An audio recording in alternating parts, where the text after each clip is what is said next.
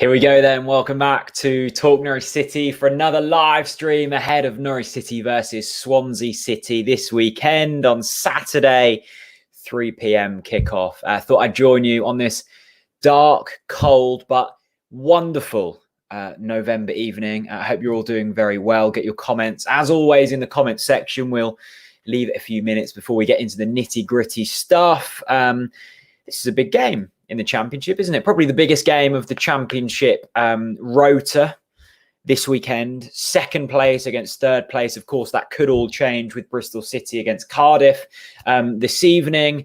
And yeah, really looking forward to it. I hope you're all doing well. As I say, get your comments in and we can have a nice chat. I think the joy of these, especially at the moment, I'm working from home. I'm sure a lot of you guys are working from home. There are weeks that go by where, the only people I speak to are my mum and my girlfriend and Chris. And I love all them people, but it's nice to see a few of you guys in the comments as well. Swans away days. Hi, Jack, Swansea fan here. I come in peace. Swans away days, welcome along. We come in peace as well. I actually have half Welsh in my blood. So Swansea, a soft spot for me. Lots of family in South Wales. I like Swansea. I really do.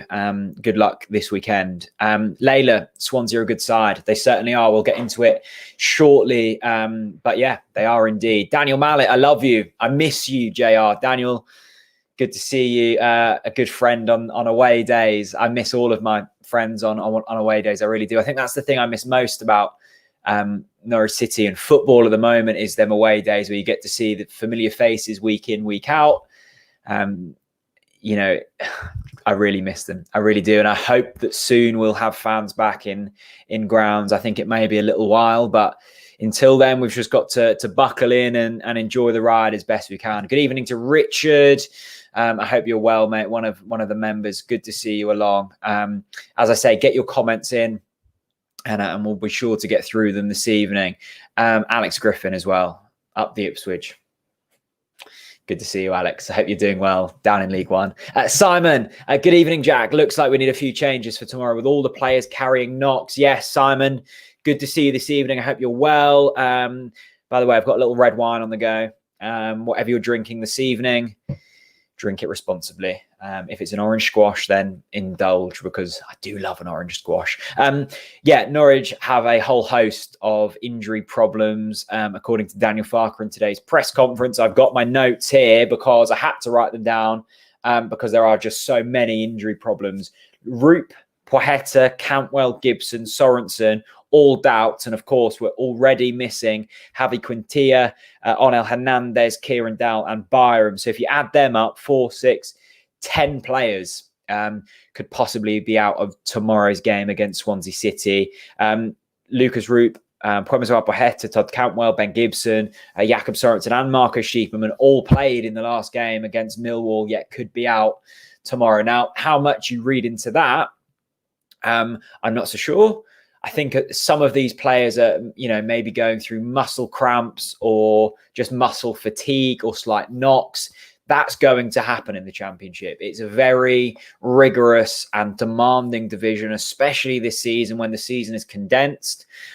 So whether Daniel Farker opts to risk some of them players tomorrow, you have got an international break coming up as well. So there is a chance to have a couple of weeks rest and recovery after this game. You've got a few players going away on international duty. I think Grant Hanley's one of them. I don't know if there's any others going out on international duty. So the likes of Poeta and Stiepermann, you might see them in the team. I guess we do have replacements. So feel free to get your starting 11s in the comments section and we'll go through them. But at the moment, it does look a worry. Alex Griffin, on a real note, I hope you're well, mate. Staying safe during lockdown. I'm very well. I hope you're good as well, Alex. Good friend of the channel. Hope you're well, mate. Noah is a Norwich fan. Is Quintilla fit? I don't think so. I think he's still out. I think it's a hip problem that Quintilla's got. As well as that, Jakob Sorensen looks to be a doubt. So it could be Max Aarons at right back, Ballymumba at left back, or Max Aarons at left back and Ballymumba at right back. So worries with the wing backs, and with Swansea being so good and so fluid going forwards, that is certainly a worry. It's going to be fascinating to see the starting 11 tomorrow. I think the last few have been fairly predictable. I think we've pretty much called them player for player in the last few, but tomorrow's, I think, will be the one that there could be a few surprises in. Stiepermann at left back, says Fraser Rudd. I hope not. Stiepermann is one of them players who's a doubt. So yeah, I hope not. Jack Burnham straight in there with the score prediction. Jack, good to see you. 2-0 Norwich, says Jack. I'd take that. I'd definitely take that. I think that would take us. So a quick look at the table. Reading are top on 22 points. At the moment, Bristol City are second. They're currently beating Cardiff 1-0 in the early kickoff this evening. So that would take them to second. Swansea third. We're fourth. A win tomorrow would take us a point behind Reading if they lose. So lots to play for. Going into the international break. It would be brilliant if we were in them automatic slots come the international break. It's been a remarkable turnaround since the last international break when we were really struggling. You think back to that game against Derby when we lost 1-0. I was in a pub in London watching that, and the mood around the place was really quite down amongst Norwich fans, and we weren't in a good place. And I think, was it 4 wins since then, and things have turned around, and you look at the Championship and we're in a good place right now. I really think we are. Richard Churchyard starting to get concerned for Todd's welfare. Is it an official injury or is it still an issue lingering? No, I think it's an official injury. Look, Todd has obviously had certain issues with Daniel Farker and the club, and I think they've been resolved. He's played football since that period.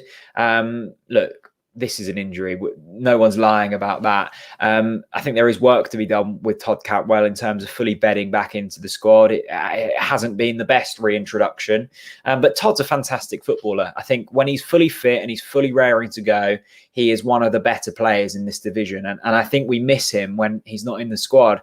Puemiswa Poheta brings something to this team, but I don't think it's always suited to the game like Todd Cantwell. I think Tuesday night's game against Millwall would have been the perfect game for Todd Cantwell. It wasn't necessarily demanding pace, and that's what Poheta's main attribute is. I think someone's like Todd, who's just so good on the ball, can really add something. And I think we missed him on Tuesday night, and I think we'll miss him for the games that he's not involved in. So, yeah, Todd, I'm sure he's okay. I just hope whatever injury he's got at the moment heals soon and he's back in the side. Swans away days, Ryan Bennett to score the winner. Yeah, of course. There's actually a few former Norwich City players in the Swansea team. Ryan Bennett, Corey Smith, and also Kyle Norton. I know Kyle Norton was a loan deal, but he was brilliant, wasn't he, for us, Kyle Norton, back in the day. Ryan Bennett, look, he was linked with Norwich City in the summer, and I would have taken him back at Norwich City.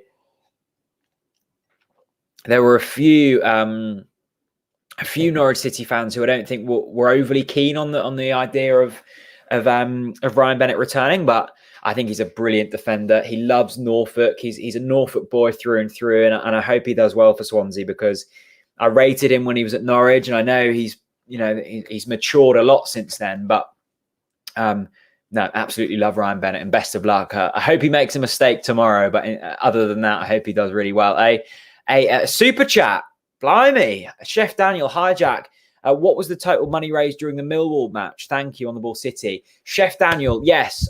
Let's talk about the watch along. We did a watch along on Tuesday night, and all the money raised for that was going towards the Big C. So we've currently raised, the current bid for the boots is at £500, and that was all through Tuesday's watch along. And at the moment, I think we're at about £200 for the watch along super chat. So we're also doing tomorrow's watch along for the Big C. So once the boots have sold and we've got the final total from Tuesday, it's still processing through YouTube, but I think it's around 200 quid. And then tomorrow's as well, I'm hoping we get to around £1,000 raised for Big C. So it's about £1,000 from Tuesdays and tomorrow's and the boots.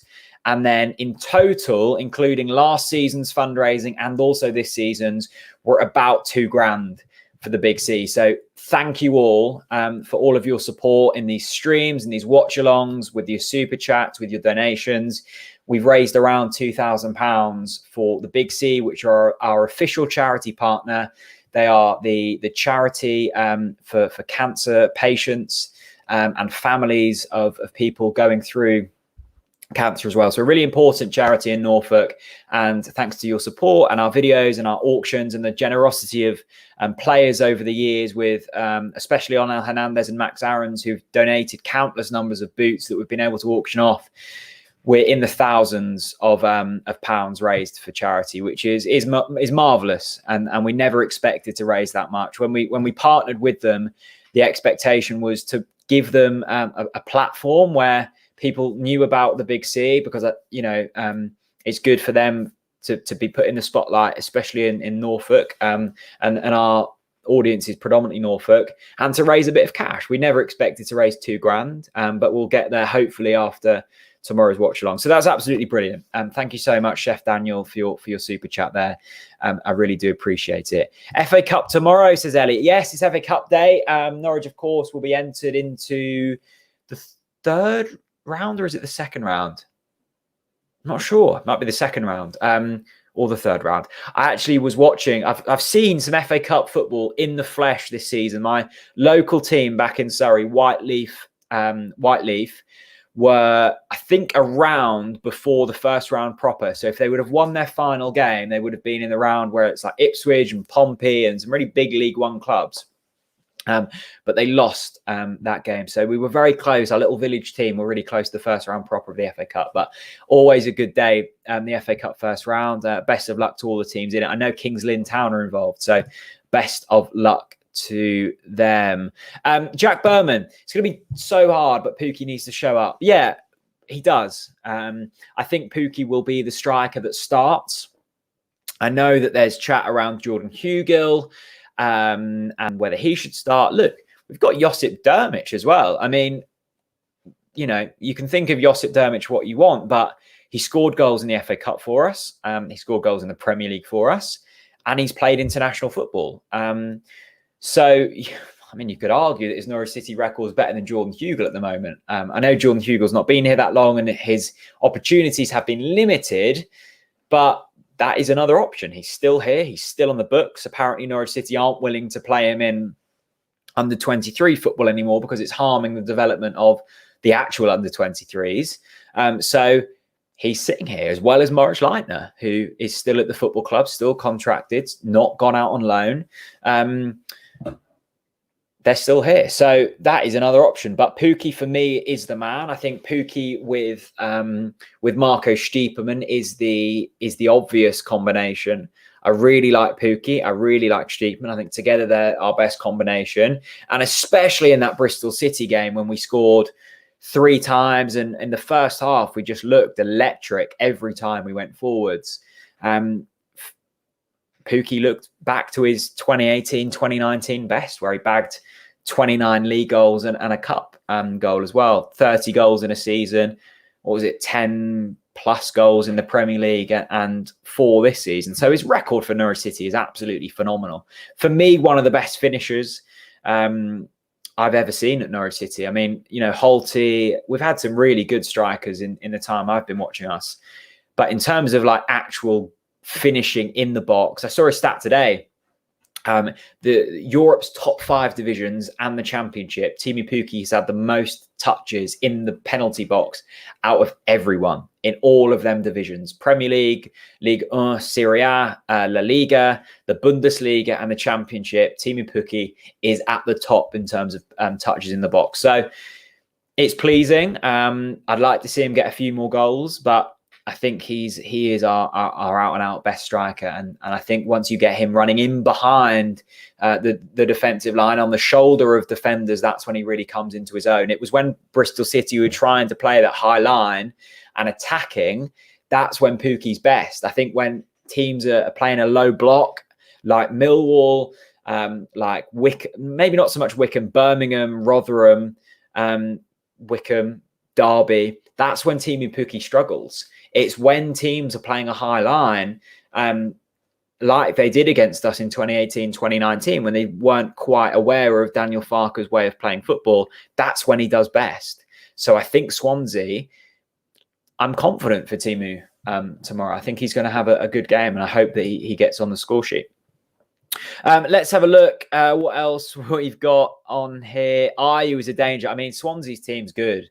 Andre Ayew still playing for them. Ryan Bennett still playing for them. They've got a really good side. Let me have a look at Swansea's last 11, actually, when they were playing against... it was a 1-1 draw against Brentford, their last game. Ayew, the goal scorer, they conceded against Ivan Toney, who just scores in every single game. So Freddie Woodman in goal, Kyle Norton, Ryan Bennett, Guehi at the back, Bidwell, Smith, Fulton and Roberts across the middle. Yandanda in the number 10, Jamal Lowe, who's a brilliant player, and Ayew up front. So that is a solid Championship side. Like, we can't get away from that. And they're third at the moment, were second in the division for a reason. But we've got a good record against Swansea, and you look at our team, still a lot of players in there who you would expect to be playing Premier League football. And at home, Norwich are the favourites for this. Like, there's no getting away from that. But that doesn't really mean much in this division. And I think it's going to be a really exciting game for tomorrow. I'm excited to see how we go about business. I'm excited to see how Swansea go about business under Steve Cooper. I mean, the last time I think we played Swansea in the Championship in 2018, 2019, it was away from home. I think we won 4-1, didn't we? Stiepermann, Buendia, Pukki all on the score sheet. So we do prefer to play against a more open style of football, and Swansea, do deploy that kind of style. So hopefully we see something like that. Sam, are we doing a watch along? We are doing a watch along tomorrow. We'll be live from 2:45 here on Talk Norwich City YouTube channel. If you aren't already, subscribe and you get notified when we go live. We had over 1,000 live viewers, which means there were 1,000 people tuned in at once on Tuesday night. And I think over 13,000 people watched in total. So phenomenal, absolutely phenomenal. And I can't wait to do it all again tomorrow. It's really, really good fun. Really looking forward to it. Always enjoy playing Swansea, and always enjoy doing the watch alongs as well. Let's see what else we've got in here. Anderson, good to see you, my friend. Swansea's going to be a real challenge. We can't play like we did against Millwall because we'll get punished for it. Emmy, Marco and Timu need to be on point. Yeah, no, I agree. I don't think we gave up too many chances against Millwall. I think we gave up chances against Wickham, and I think we gave up chances against Rotherham. I think against Birmingham and Millwall, we were slightly better. Millwall had chances. Of course they did. They had that chance late on. I mean, in terms of the actual expected percentage of that chance going in, the one where they hit the crossbar was low. It was a fantastic strike, but it could have gone in. But I agree, against Wickham and against Rotherham, we gave up chances. And if we do that against Swansea, we will concede goals. But it's going to be a completely different game against Swansea. I think I assume it will be a completely different game. It might not be, but I would suspect Swansea will try and take the game to us. We don't have the most solidified defence in the Championship, although it's getting better. That has to be said. So I think Swansea will try and take the game to us, and I think it will be a more similar game like we had against Bristol City. So there will be chances given up, but I think we'll have better quality chances. I know we had 27 shots on goal against Millwall, 6 on target. That's a worry automatically that you've had 21 shots off target, but they were from fairly low quality positions. And what I mean by that is outside of the box, long shots, shots of that nature where you don't expect to score from them. We had a few good opportunities through Pochetta. Emmy had a one-on-one, didn't he? So you'd expect to score them. But in general, we were trying to just almost force it into the net. And I don't think that will be the case against Swansea. So there will be chances given up. I don't think we will keep a clean sheet. I think it will be very much a both teams to score punt if you're that way inclined in terms of betting. But we shall see. We shall see. And I think it's going to be a really fascinating encounter. Owen Schaffer asking from the US. Owen, great to see you. Loads of American viewers, loads of American Canaries, which is brilliant there. And I hope everything's going well with the election. I know the count has still not come through. America, Finland, Australia, Poland, Ireland, loads and loads of Norwich fans. So brilliant to see you from across the pond. Have we actually improved from set pieces? Haven't conceded from a corner yet? Yeah, we have. We have improved from set piece. And I think the best thing in terms of knowing that you've improved from set pieces is the fact that people aren't talking about set pieces other than you, Owen. Norwich City's defence in general has improved this season. I think the last time I counted and saw it was via a Michael Bailey article. In the 2018-2019 season, we were averaging 1.29 goals conceded per game. This season, we're around 0.8 goals conceded per game. So that's a 0.4 goal per game improvement. And as well as that, other than the free kick that we conceded to Wayne Rooney and the penalty we conceded against Preston, I think they're the only kind of set piece goals we've conceded. In terms of like throw-ins and corners, we haven't conceded yet. So that's a dramatic improvement, and you need to be good in them areas to succeed in the Championship. So that's really pleasing. I think the defence, I've been frustrated when I've seen people criticising the defence this season, because I think on the whole, like, they've been really positive. I think Ben Gibson's been brilliant, and he's a doubt for tomorrow, which is a real shame. Grant Hanley, although he has made mistakes against Wickham and against Rotherham, his stats hold up really well in terms of aerial duels won, tackles made, and pass completions and positioning. Like, he's doing well in all them areas. Max Aarons is ever reliant. And then the left-back position's been slightly questionable because of Javi Quintilla being introduced into the side, and also Jakob Sorensen playing there completely out of position. But on the whole, I mean, what have we conceded? 8 goals this season. Bristol City, who are above us, have conceded more. Reading, who are top, have conceded more. Like, we're better or on par with the teams in and around us. So that's pleasing because defensive, issues have been an issue in previous seasons, which is brilliant. Red wine on a Friday evening, it has to be a red wine. I have got a few beers ready, a little punk IPA ready for this evening, which I'm sure will be opened at some point, but it's a red wine for now. AJ Lyons, good to see you, AJ, with the Chris Reeve profile picture. There we go. Chris on the Australias. That's good to see. I think Zimbo should start tomorrow. Yeah, I mean, if Ben Gibson is injured, then Zimmerman's your option, isn't it? Zimmerman's back from injury. I certainly wouldn't want Alex Tete to be playing there, that's for sure. So Zimmerman is your option. I like Christoph Zimmerman. I think he maybe lacks pace slightly. I think his positioning at times is slightly questionable. But in terms of like sheer power and strength and, in the air, we haven't got too many better than him. So it's a solid replacement at this level. Whether he'll slot straight back in after injury is another question. But it's good to have Zimmerman back when you've got a worry to a Ben Gibson. The only thing I would say, if the injury doubt isn't too much to Ben Gibson, I think Daniel Farke may be willing to risk him, considering that there's a couple of weeks before our next game after this. So it will be interesting to see what, as I say, how the team will look tomorrow. That's for sure.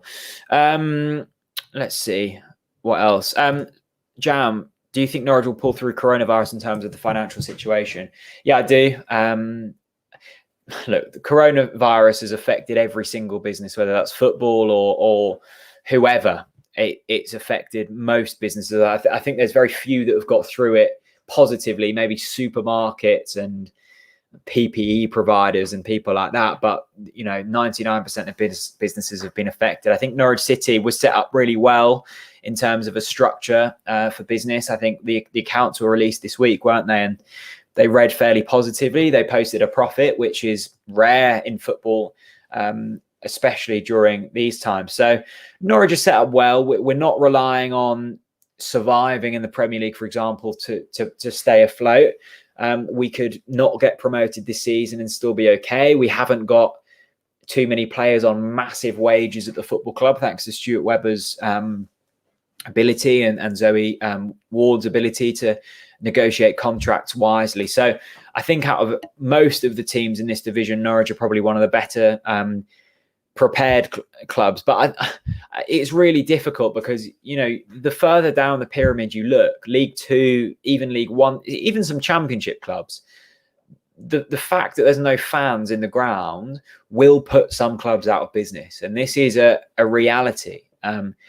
Clubs can only go so long without gate receipts before they've got no money left, you know, and that's as simple as that. Norwich, thankfully, are in a situation where gate receipts don't make up a big enough percentage to make a real dent on the books. They will, of course, make a dent, and I think I'm right in saying it was about around £1 million a game that they're losing because of the fact that there's no fans in the ground.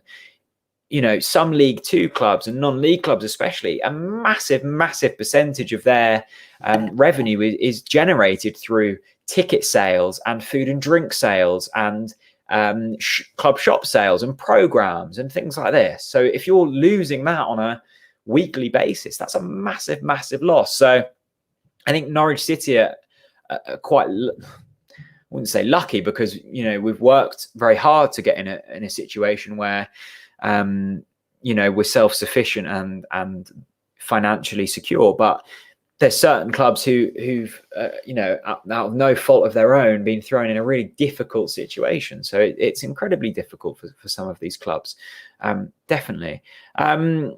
Yeah, as AJ says, Norwich, yeah, we are in a I wouldn't say a good place financially, but a solid place financially. Layla, give me a wave.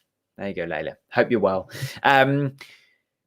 Liam, yeah, very well, Liam. I'm thoroughly enjoying watching Norwich City at the moment. I really am.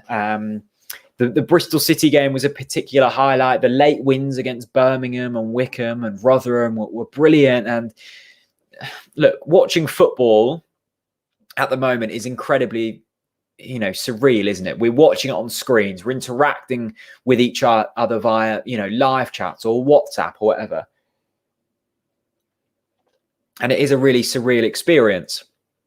But this is something that we have to kind of ride through for the good of everyone. But yeah, in general, I'm well.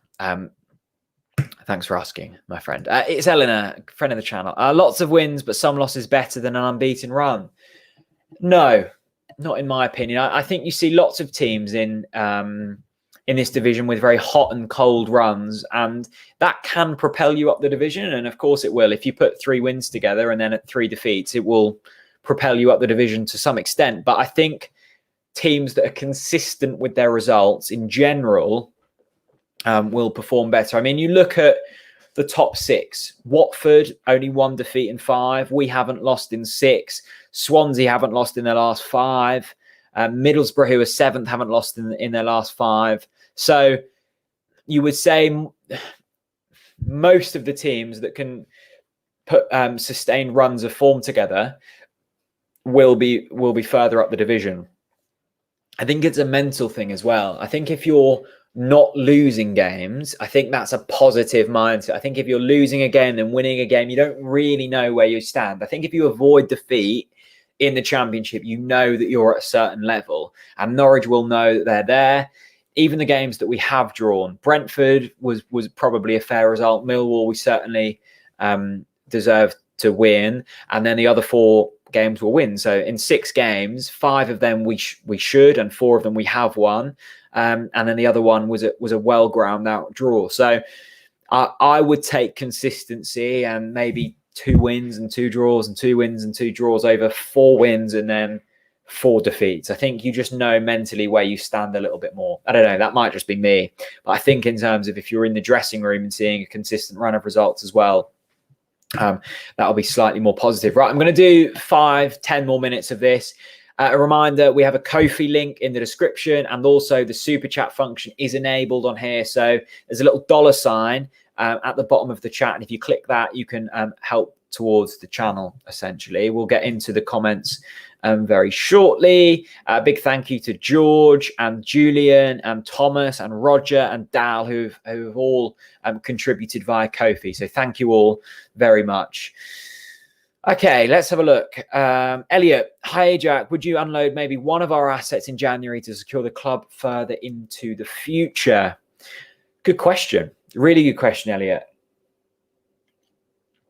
I think that the message has always been from Stuart Webber and Ben Kensel and, you know, the board members that we don't have to sell. And we're in a position, thankfully, where we don't have to sell. So your likes of Max Aarons and Emi Buendia, Timu Pukki, Todd Cantwell, we're in a situation, if we do sell, and I'm sure there may be one or two of them go in January, I don't know, I'm speculating, we can demand absolute top dollar. It was why we didn't let Max Aarons go to Barcelona. It was why we didn't let Max Aarons go, Emi Buendia go to another club that wanted him, because they weren't demanding enough money. So personally, I don't think we need to sell. And if I would rather have a Max Aarons and an Emi Buendia and a Todd Cantwell here than not, of course I would. They're all brilliant players. So I'm really thankful that over the past kind of 3-4 seasons, the club has been sculpted in a manner that it's on our terms rather than, you know, a Bayern Munich or a Barcelona who, because they have money, they can almost kind of have us on strings, really. So that's really pleasing. And as Elliot says, it's credit to Stuart Webber. Stuart has come in for criticism in terms of his recruitment and some of the things he did last season, but in terms of structuring the club as a really sustainable and solid business, he's done it. He's done it remarkably well. Ryan Thompson, oh my goodness, Ryan, thank you so much. 199 super chat. Evening, Jack. Hope you're well. I'm very well, thank you, Ryan. I hope you're going to be joining us for the watch along tomorrow, and everyone. I hope everyone's going to be joining us tomorrow. It's great fun. 2 and a bit hours of chatting to each other in the comments and watching the game. It will be on the YouTube channel from 2:45 tomorrow. Ryan, I really appreciate it, buddy, and I hope you're well. I really do. Unplanned. Sorry, may have missed it. What was the final Big C donation count from earlier in the week? Yeah, we did mention it earlier on. Essentially, it's nearly £1,000, around that, £500 plus for the boots. There's 4 days, I think, left of that auction, and they're currently on £500. They were all people watching this stream on Tuesday. We had about 200 quid's worth of super chat donations, and we're also going to be donating all of our super chat donations from tomorrow's stream into the pot as well. So hopefully it'll be about £1,000 over the course of last season and this season. The total is around £2,000. So thousands of pounds essentially. And it was around, I think it was around £200 in terms of super chats from YouTube on Tuesday. YouTube takes a little while to process everything. But yeah, very positive, and thank you so much for your very kind words and donations and all of that good stuff. Really do appreciate it. Is that Kieran Tierney's shirt? I've had a few people think that that's Kieran Tierney's. No, it's not. It's Mark Tierney, of course, former Norwich player, sadly now retired very young due to a really bad injury. But that's Mark Tierney, signed shirt from the Paul Lambert days. I loved Mark Tierney. Left back, did cartwheels. If you didn't watch Norwich around the when was he playing? 2013, 2014 time, you may not be aware. That's not Kieran Tierney though. Mark was far better than Kieran. My throat's going. I need to be careful. My throat is going. I tell you what, 35 minutes talking on your own is quite demanding. AJ, I really look forward to the watch alongs. I thank you, mate. I really look forward to them as well. I really do. I really do enjoy the watch alongs. And certainly over the last month or so, they've really taken off, which is good. I think people just crave community, don't they? And they crave talking to people and Norwich fans. And we're facilitating that that kind of ability to do so with the platform that we've built. So if we can help, then we can, and you guys help us as well. So hopefully it's a mutual kind of value exchange, which is brilliant. Okay, a few more questions, and then we'll wrap things up. Neil Harvey, I'll tell you what, get your score predictions in for tomorrow. Neil Harvey says 2-1. Thanks so much, Neil. Great to see you this evening. My score prediction, oh my goodness. With all things considered, I think there's going to be goals. I think Swansea will score. I'm going to go, I tell you what, I'm going to go 3-1. I'm going to go 3-1. That's my popular kind of score prediction. I think we've got goals in us tomorrow. I think Pukki, I think Sheepman, if he plays, Buendia, all these players will click like Bristol. And I think Swansea will be slightly more open than previous weeks. I hope we win. Would I take a point? Maybe.